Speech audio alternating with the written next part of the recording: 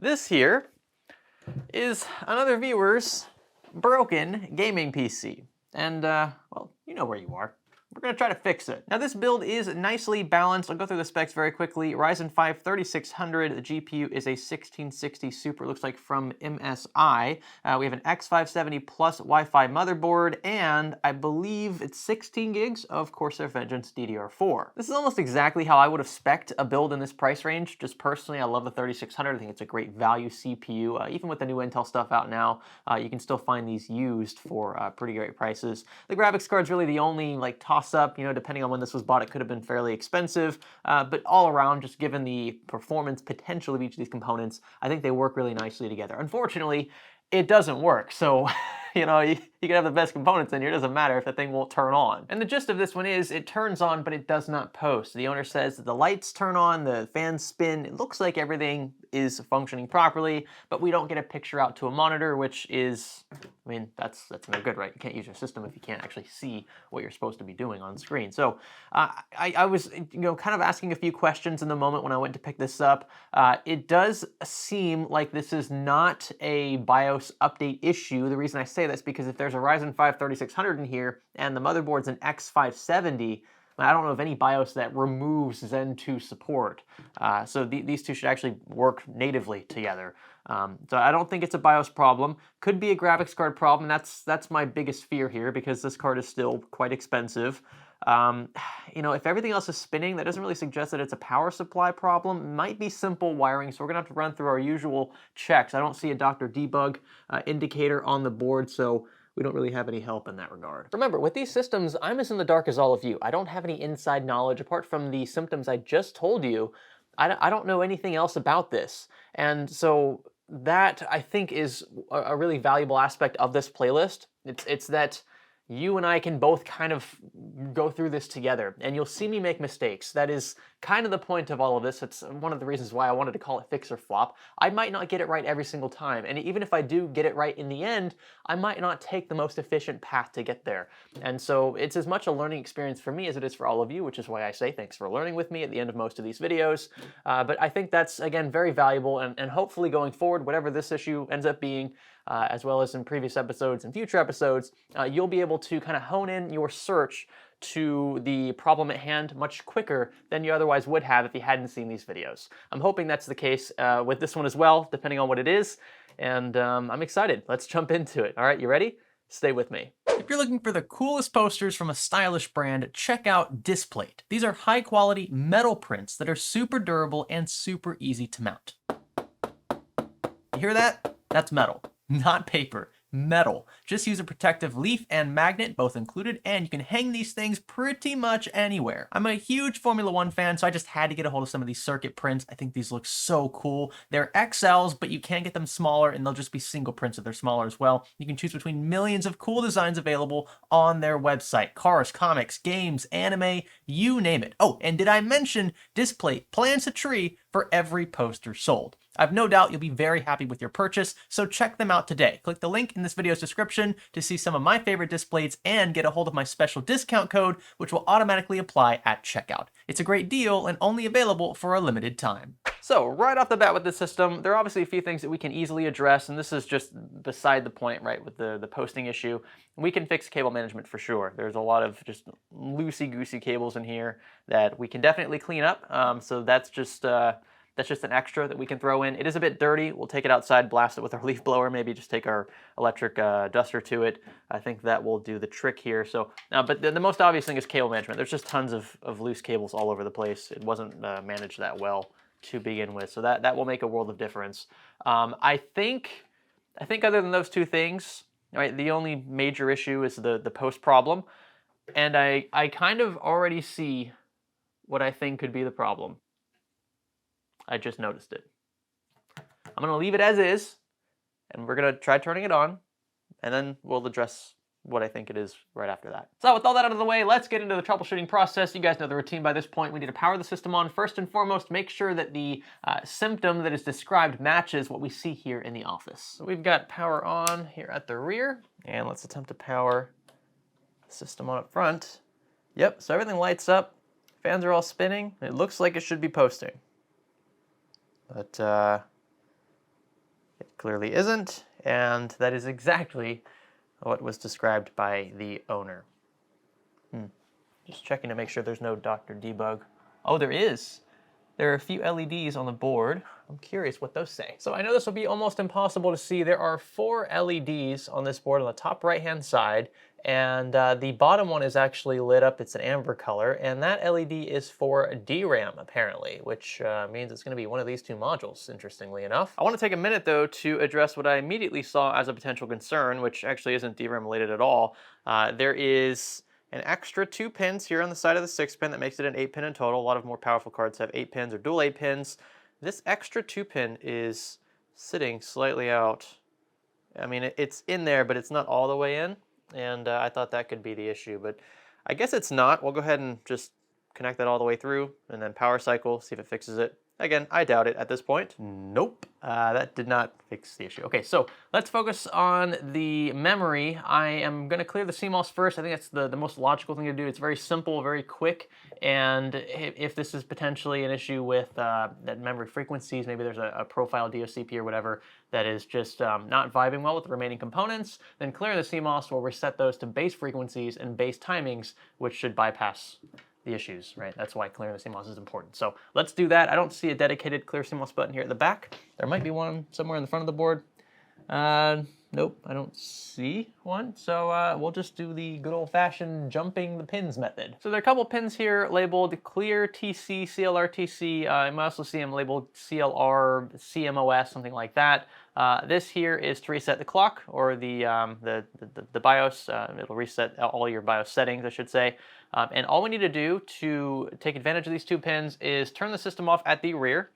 So now the system is off. We don't need to unplug from the wall, although you could if you wanted. What this is going to do is allow us to jump the pins that run to the battery. And the battery on the board, of course, isn't really dependent on power from the wall. So that's why this works with the system off. And we'll hold this here with a screwdriver, obviously a conductive one, for about 10 to 20 seconds. And then we'll let go and we'll power back on, and the Cmos should be cleared. Now, if this doesn't work, the next thing I'm going to do is swap out some memory modules. We'll also try just reseating the RAM that he has in there, because it just might be improperly seated. Looks like they're both in, but you never really know. Yep, same amber LED for DRAM. So clearing the Cmos did nothing. I'm just going to take my hand and press on both sides of each DIMM. These are all the way inserted, so yeah, it's not an issue of mounting. I think what I'm going to do is pull one of these out and try with just a single. Actually, we'll take both out. We'll try with a single stick that I have in my arsenal because I know that mine work. And we'll just try it in slot A1 here, which is this first lighter gray slot. So now let's power on and see if the same amber LED comes on.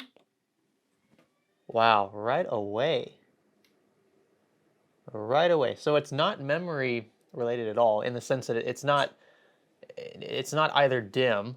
It could be the slot that we're in though, if we have maybe we just have a dead memory channel, so we can try different slots. Let's see, we'll try the innermost slot here, which is actually B1. Oh, that's weird. Okay, on this board, actually, A2 is the furthermost out slot. That's really strange. A1 is this inner slot. You're supposed to populate B2 and A2 first. When I said this slot here, I called it, I think, A1. But this is actually B2, and they have asterisks next to the slots to show you which 2 to populate first. We're obviously going to deviate from that because well, what we're doing now is not working. So we'll try slot B1, and right away, same issue. DRAM amber LED still going up. Okay, so maybe it's just channel B that it doesn't like. So we can try A1. This is A1, right? Yep, this one is A1. So we'll try the third slot from the left. At this point, it's literally just a game of musical chairs. Just ruling out the memory slots, DIMMs. Let's see if this works. Nope, same thing. It's also amber LED. Okay, so it doesn't like any RAM at all. Oh, no, it worked. It worked now. Oh, and it went back. It went back. Not good. Okay, it went back to the amber. It's never done that before, though. Maybe it's just cycling. That might be what it's doing. I think it's just training memory. Oh, and boot. We have a boot light. So, yeah, wow, there is a post. So that's it now, folks. It's saying that we're trying to diagnose something here because we've reset the PC so many times, but this is perfectly fine. So I imagine this will boot into Windows now.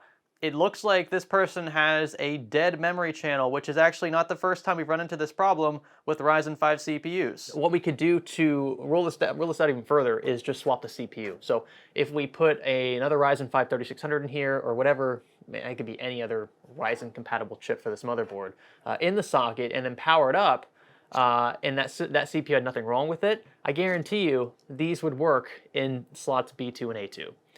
And that's how you would ultimately conclude that it's the CPU to blame and not the memory.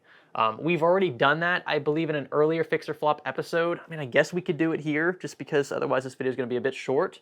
So, yeah, why not? I'll show you right now. We'll swap it out with, I don't know, a Ryzen 7 or something. So here we are then. This is a Ryzen 7 3700X, one of mine that I know works. I've used it in plenty of builds in the past, and as far as I know, it has no defective memory channel. So we'll swap this into his build, and then we'll put his modules back in the original slots they were in, and hopefully we'll get a post this time. It'll show you again that it is the CPU to blame that is currently in his system and not the memory. Now I checked the back of the CPU here just to make sure this wasn't a hardware problem. Sometimes you have a bent pin or a missing pin or multiple of either that can cause some serious problems. There actually is one bent pin on the back of this thing.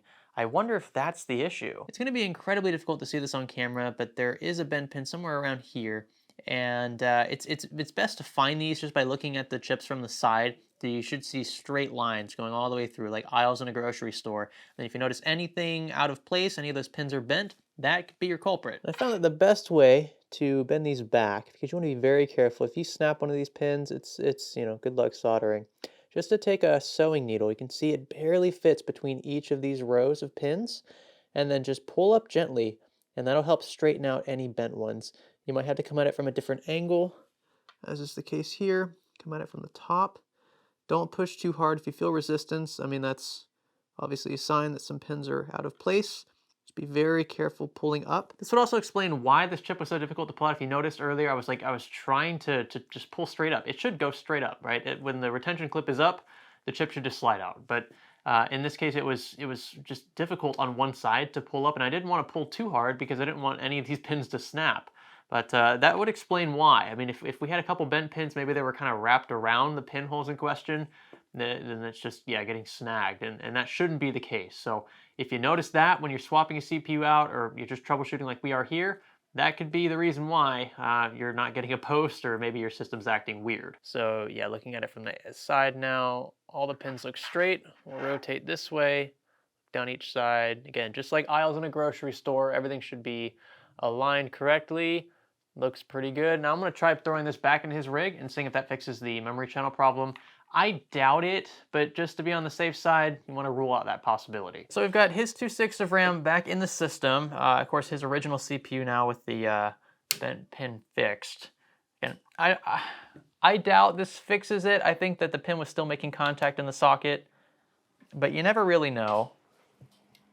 I want to check the debug LEDs over here. It looks like it is staying lit for DRAM, just like before. Alrighty, well, at least now we know. It's possible there was something maybe in the socket that was catching the pin that was straight when it went in there, and maybe when I pulled it out, it's slightly bent. It shouldn't have happened. I'm not sure what's going on.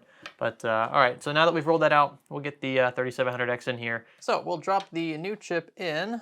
It's been a while since I've used the 3700X. Lower the retention clip. Also given him a Scythe Mugen 5 Rev B here. It's a really nice looking tower cooler, just to give him a bit more breathing room with that higher end Ryzen 7 CPU. It also looks really good in here. And now it's time to fire things up one last time. I made a bit of a mess here, but it'll all be worth it if this system now posts with both DIMMs in both memory channel slots. So let's see what we've got here. A few moments later. There's no way it's the motherboard.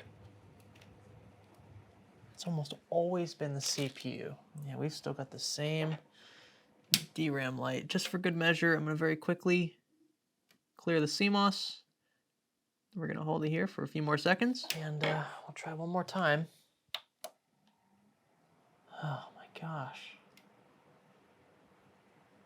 I can't believe it's the motherboard. What on earth? It's Still not working. GG. Remember what I said at the beginning of this video, where I could just be led down a rabbit hole that ends up not bringing us anywhere? I thought it was the CPU this entire time, and the reason I thought that was because I was basing it on just my previous experiences with Ryzen 5 chips. We actually have a Ryzen 5 CPU. It's in my box there in the closet. I have one that has the same problem, but it's the CPU's fault. It's the memory channel configuration on the CPU side that is preventing the system from posting when a DIMM is in slot, I think it's either slot B1 or B2. So A1 and A2 work, but B1 and B2 don't. If you put a DIMM in B1 or B2, either one or both, the system refuses to post, just like we're seeing here. So exact same symptoms, I just assumed it was the CPU to blame, but it looks like it's actually the motherboard to blame, which is weird. So what I'm gonna do, just in one continuous shot here, I'm going to remove the DIMM from slot B2. All right, that's this inner slot. And I'm gonna power back on, just to show you that it works now. Again, this is with my CPU in here as well, the 3700X. So we get the amber light on the DRAM, and it should switch from that to something else here pretty soon.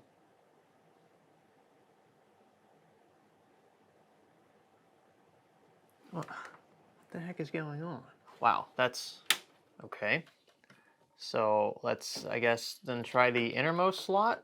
We'll just see if this works. Again, I doubt it, but I'm kind of sort of at a loss for words right now, because that should have worked. This is really confusing. Oh, it works now. What? Jeez. I don't know what's going on. Why is it being so finicky? And now it boots.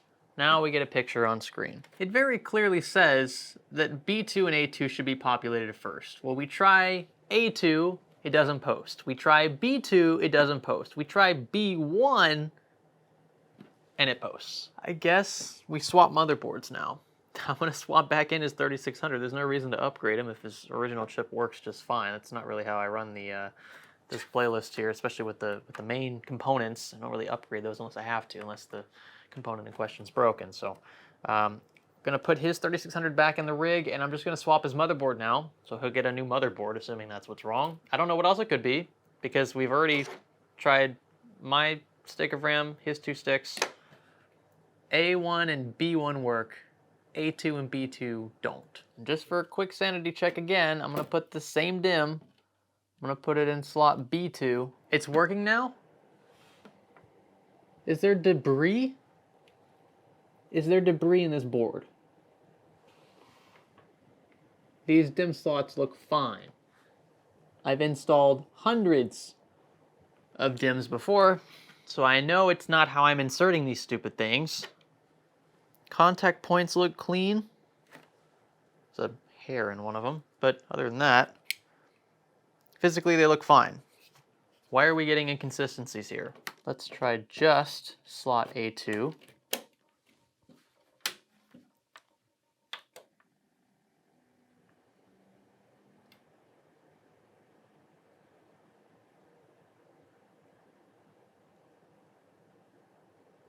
And there's another boot. Okay. So I don't, it's like, it's just weird. You put 2 memory modules in. That still doesn't add up though. I mean, why were we not getting a post with my working module, my single working module, and his 3600X in here, or 3600 in here before? Because that's what led me to believe it was a CPU. Because in some slots it was working and some it wasn't. In this case, it works in every slot with his DIMMs, but when you put both of them in it, now it doesn't work. Wait. And now we can get a post with both DIMMs inserted, but in slots B1 and B2. That's a post. So what is this? So then when I move these two to slots A1 and A2, which are the 2 rightmost slots, we don't get a post. I'll go ahead and show you that. Again, same continuous shot here. Power off. Gonna pull these DIMMs out. We're just gonna slide them over to slots 3 and 4. And power the system back on. Again, these are all the way inserted.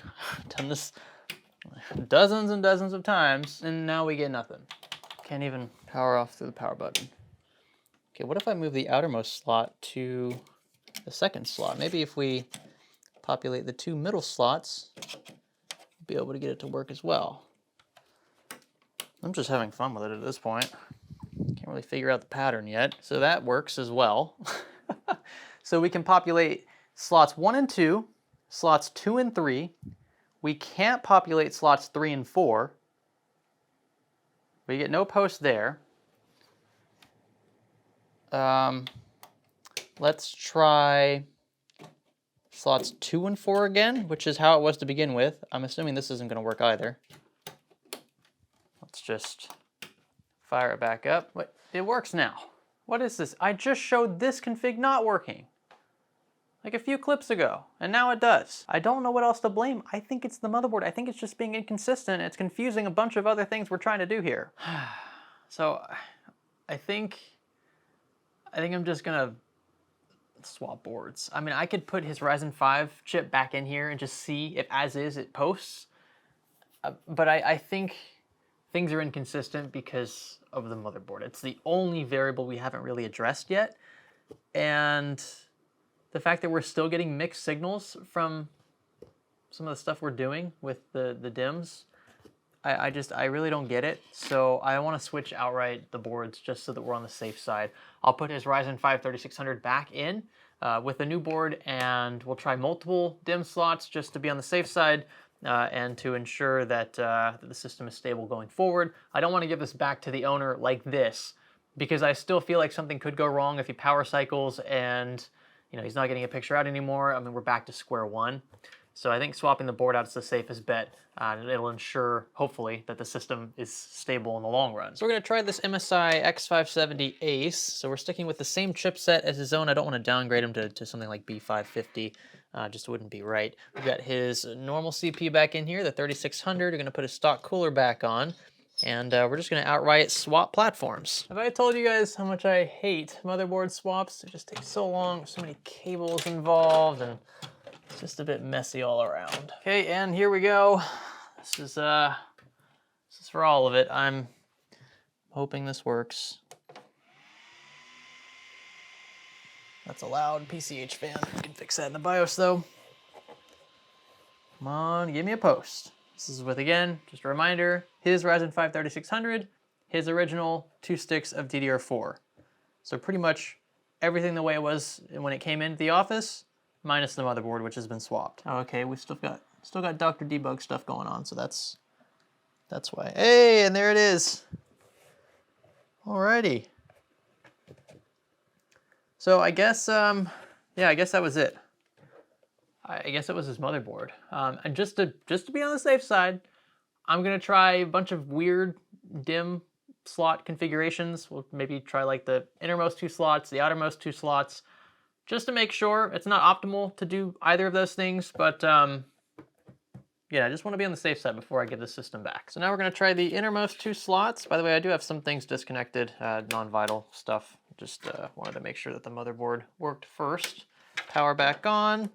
And we'll check the Dr. Debug LED at the bottom. We also have an LED indicator here just above the 24 pin. I want to make sure that it boots. I have the screen hooked up, of course. We'll make sure that we get a post. And yep, it looks like that is a post. Awesome. Okay, so that is good. Oh, that's really cool. I didn't notice this. This motherboard will actually tell you when you have your modules in the incorrect slots. That's something I haven't seen before. So it's just a quick sanity check in case you're not sure if you're doing it correctly. We'll go ahead and connect his boot drive to this new motherboard. This is the only drive in his system, actually. We'll need to get this locked down. We've got the included screw. It's somewhere over here. I'm sure the camera is getting none of this because it's a pretty small living space. Cover's gonna go back on somehow. I forget how it's supposed to sit. I think it's something like that. And here we are, a successful boot to Windows from his boot volume. So the system is good to go now. Just power cycled a few more times to make sure that there aren't any issues with memory, etc. And it all looks fine. I'm gonna clean up this desk a bit, and then we're gonna clean up his system a tad, fix cable management, maybe take it outside, give it a quick dusting, and we'll be good to go. This is what it looks like, well, before we manage things. Part of this is my fault, but it was quite messy in here before. I'm gonna go ahead and tuck a lot of these cables in. We'll clean things up behind the motherboard tray as well. I'm gonna give you a 3-second countdown. 3, 2, 1. Ah, much, much better. Now we just need to dust it. If you're wondering, this is what the right side of the case looks like after some cable management. Always try to stick with straight lines, horizontal and vertical. Just keeps things nice and clean. There are a few extra cables that we had to take care of, like the RGB ones that run from the front fans, but otherwise I think it looks very clean. Pivoting back to this motherboard for a second, just want to show you, I don't see any physical problems with the board. I'm still sort of kind of at a loss for what exactly it was that was causing it. I think it is board related, but you know, all the pins look intact in each of these DIMM slots. I don't see any other issues with SMDs. Could just be some internal controller somewhere that's going bad, but it clearly wasn't the CPU like I thought it was, and I'm glad we did a bit more investigating, because otherwise I would have just shoved a 3700X in there and called it a day, and he probably would have run into this issue again with this board down the line. Also looking at the socket here, just moving the lever back and forth so that we can see the contact pads underneath, I don't see any issues here. So I'm not entirely sure what's going on. Again, it's so inconsistent with how sometimes DIMMs in certain slots would work, sometimes it wouldn't. It's just a lot of mixed signals that just made me want to just completely replace the board outright. You know, you start dealing with this enough and it's like, all right, I'm done with you. Let's swap you out, and there we go. Back to being in business again with a brand new X570 board. Well, it's not new, but it's going to be new to this viewer, but it is a very good one from MSI. So, this was interesting. I was led down a path that I believed was correct. I thought the CPU was to blame. It was not. And I was basing this on my own historical, my past experience with Ryzen 5 chips. We have one, like I said, in the closet right now that has a dead memory channel. But we did our due diligence. Another important part of the troubleshooting process is double and triple checking your assumptions, because you could end up being wrong. I was wrong here. It ended up being the motherboard. I'm not sure specifically what about the motherboard was bad, but it clearly was causing some issues with the way we were configuring DIMMs in those slots. And swapping the board outright, we tried multiple slots, we power cycled multiple times. The system is fine now with the original CPU, the original DDR4. If I had, just stuck with my gut feeling and replaced the CPU and called it a day, we might have the same issue a week from now, a month from now, and that's not how you build long-term positive rep in the industry. If you're a small, boutique PC repair business or whatever, that's not the way that you build long-term clientele, right? You don't just put a Band-Aid on the problem and call it a day. Especially if you're charging folks to replace components, you don't want to charge them for a component they don't need that again, doesn't ultimately fix the problem. So you have to be very careful. Again, always triple check your assumptions, triple check what you're doing in these kinds of processes here, and you should be okay. You'll find the solution. With hardware, it's a lot easier. You just have to keep part swapping until you recognize a pattern. And the only variable we didn't change, again, was the motherboard, which, yeah, it's all good now. I feel like I have to address this part because I'm sure some of you are going to say, oh, you were going to give him upgrades and you took the upgrades back. That's not right. First off, he got a free motherboard, right? The system is working now because we swapped his boards for free. That's not something that a Geek Squad would have done, right? They would have charged you a flat fee up front just to even look at it. And then on top of that, they would have recommended, assuming they got the troubleshooting correct, they would have recommended a board swap. That's a couple $100 at least, and there you go, you're in at $300-400. So the fact that I didn't upgrade things that I didn't need to upgrade, I don't think is a bad thing. I want to save the 3700X that I would have given him and the Mugen 5 Rev B cooler I would have given him for folks who genuinely need upgrades. Right? Maybe the CPU cooler's broken, or maybe their CPU is defective. I want to use those parts for those upgrades, for those swaps, because they're in more dire needs of them. In this case, swapping the motherboard I think was sufficient. For a 3600, this stock cooler isn't ideal, but it's fine. It's not the end of the world. Cable management looks a lot better now. I'm really happy with the way it turned out. The case has been cleaned up a tad, and it works again. That's the most important aspect of the build, right? The fact that it works. So we've breathed new life into this rig. It's very balanced. I love the combination of hardware. It's just a very solid, middle of the road, good value build. So whoever built this, they knew it. They knew what they were doing. And happy to see it up and running again. Hopefully it remains up and running for years to come. If you guys enjoyed this one, let me know by giving this one a thumbs up. That would be greatly appreciated. If you have not subscribed yet, get subscribed and leave a comment down below if you want to see more content like this. Let's say maybe you have an idea for a future playlist. That would be appreciated as well. Also, if you do live in and around Orlando, Florida, and you have a broken system, it's exhibiting symptoms like what you just saw here, where you don't get a picture out, no post, or maybe the system just straight up doesn't power on at all, be sure to send us an inquiry via the link in the video description. You have to be local. That is a requirement. Otherwise, we'll have to ignore it. We get non-local inquiries all the time, and we just have to ignore them. There are too many to even reply to. So please follow the directions that are in that link if you want to submit an inquiry, and we'll be sure to check them out as quickly as possible. With that, I'm going to get out of here. We're going to give the system back to the owner tomorrow. My name is Greg. Thanks for fixing a build with me.